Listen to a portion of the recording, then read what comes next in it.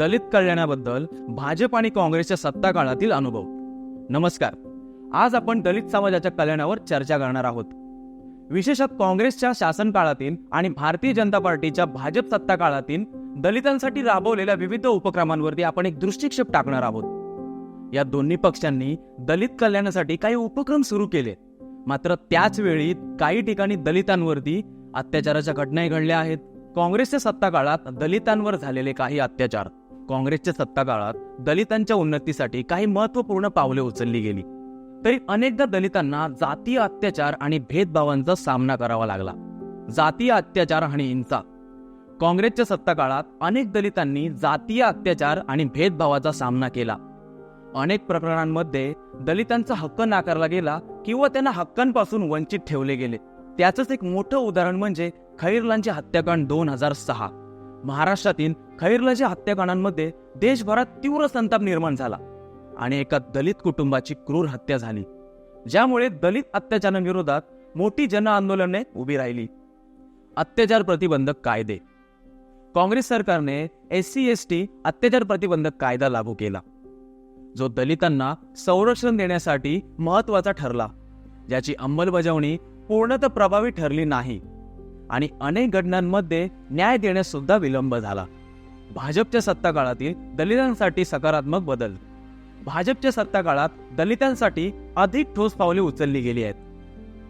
दलित समुदायाच्या आर्थिक, शैक्षणिक आणि सामाजिक समीकरणावरती भाजपने विशेष लक्ष दिले आहे. उद्योग आणि उद्योजकता प्रोत्साहन. भाजपने स्टँड अप इंडिया योजना सुरू केली, ज्यामध्ये दलित आणि महिला उद्योजकांना व्यवसाय सुरू करण्यासाठी कर्ज मिळते. यामुळे दलित समाजातील उद्योजकांना आर्थिक सहाय्य मिळाले आहे. मुद्रा योजना अंतर्गत दलित आणि अल्पसंख्याक समाजातील लघु उद्योगांना वित्तीय सहाय्य दिले जाते. शैक्षणिक आणि रोजगार संधीवर भर. भाजपने दलित विद्यार्थ्यांसाठी शैक्षणिक संधी निर्माण केली.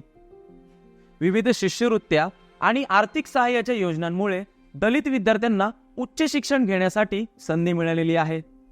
प्रधानमंत्री आवास योजना या योजनेमुळे दलित कुटुंबांना घरे मिळण्यासाठी मदत झाली आहे.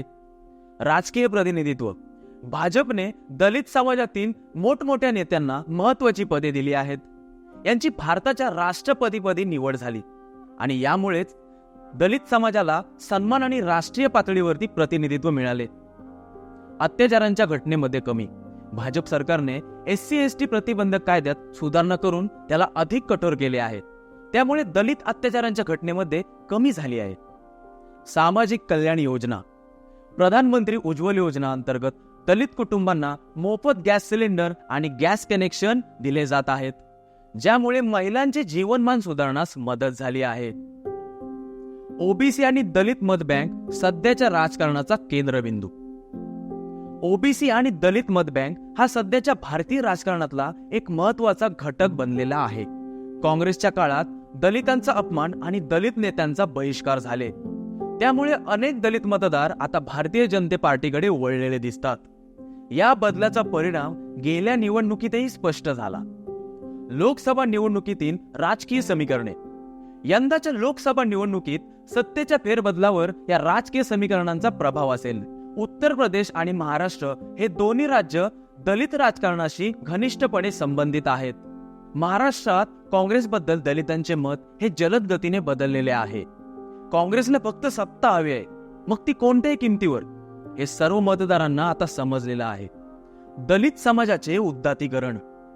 भारतीय जनता पार्टीने दलित समाजाच्या उदात्तीकरणासाठी विविध उपक्रम घेतले आहेत. दलित नेते रामदास आठवले हे सध्या भाजपशी जोडले आहेत, जे दलित समाजाच्या सक्षमीकरणाची एक मोठी उदाहरणे आहेत. सामान्य माणसाचा राजकारणाशी संबंध. सामान्य माणसाला राजकारणाशी थेट संबंध नसला तरी त्यांच्या मताचा प्रत्येक राजकीय नेत्याला एक महत्त्व आहे. 1947 पासून काँग्रेसचे राज्य असताना सामान्य माणसाची किंमत फक्त निवडणुकीच्या काळातच होती. काँग्रेसने जातीनिहाय राजकारण करून समाजात भेदभाव निर्माण केला. काँग्रेसचा इतिहास आणि दलितांचं शोषण.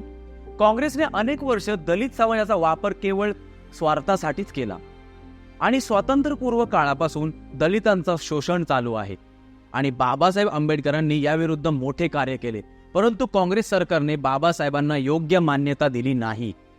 भाजपने त्यांचा आदर केलेला आहे आणि त्यांच्यासाठी विशेष उपक्रम राबवले आहेत. भाजपच्या उपक्रमांचा प्रभाव. भारतीय जनता पार्टीने अनेक उपक्रमांद्वारे दलितांना मान्यता दिली आहे. प्रश्न भवितव्याचा.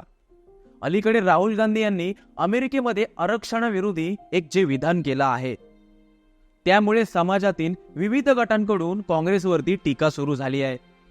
यामुळे सध्याच्या परिस्थितीनुसार असे दिसण्यात येत आहे की काँग्रेसला यामुळे मोठं नुकसान होण्याची दाट शक्यता आहे. या वर्तमान काळातील घडामोडींचे पडसाद भविष्यात काँग्रेससाठी एक नवीन आव्हान घेऊन येतील की संकट, हे आता आपल्याला बघावं लागेल. निष्कर्ष. काँग्रेस आणि भाजप या दोन्ही पक्षांनी दलित कल्याणासाठी महत्त्वाची पावले उचललेली आहेत. काँग्रेसने सामाजिक सुधारणा आणि आरक्षणावर भर दिला, तर भाजपने आर्थिक समीकरण, शैक्षणिक संधी आणि दलित नेत्यांचे प्रतिनिधित्व वाढवण्यावरती लक्ष केंद्रित केले. अत्याचारांविरोधी कायद्यांच्या कठोर अंमलबजावणीमुळे दलित अत्याचारांमध्ये एक थोडी घट झाली आहे, परंतु अजून काही आव्हाने कायम आहेत. येणाऱ्या निवडणुकांमध्ये ओबीसी आणि दलित समाजांचा मतांचा प्रभाव भाजपवर दिसून येईल आणि काँग्रेसच्या जातीय राजकारणामुळे त्यांच्या विजयाची शक्यता मात्र कमी आहे. आगामी काळात लवकरच निवडणुका सुरू होतील आणि पुन्हा एकदा सर्व पक्षांच्या प्रचाराची पडगम वाजतील आणि मतदार राजाला पुन्हा एकदा सन्मान प्राप्त होईल. पण शेवटी हे राजकारण आहे आणि मतदार राजा त्यांचं बहुमूल्य मत कोणाला देईल हे काही सांगता येणार नाही. पण या लोकशाहीच्या मंदिरात जे घडेल ते निश्चितच फायद्याचं असेल. मतदार राजा यंदा तरी चांगला विचार करून त्यांनाच मतदान करेल ज्यांनी या देशाच्या हितासाठी विचार केलेला आहे आणि करत आहेत. तर मित्रांनो, असेच नवीन नवीन व्हिडिओसाठी आपल्या चॅनलला सबस्क्राईब करा आणि हे व्हिडिओ प्रत्येक मित्राबरोबर शेअर करायला विसरू नका. भेटूया पुढच्या व्हिडिओमध्ये. तोपर्यंत आपली काळजी घ्या. नमस्कार. जय हिंद, जय महाराष्ट्र.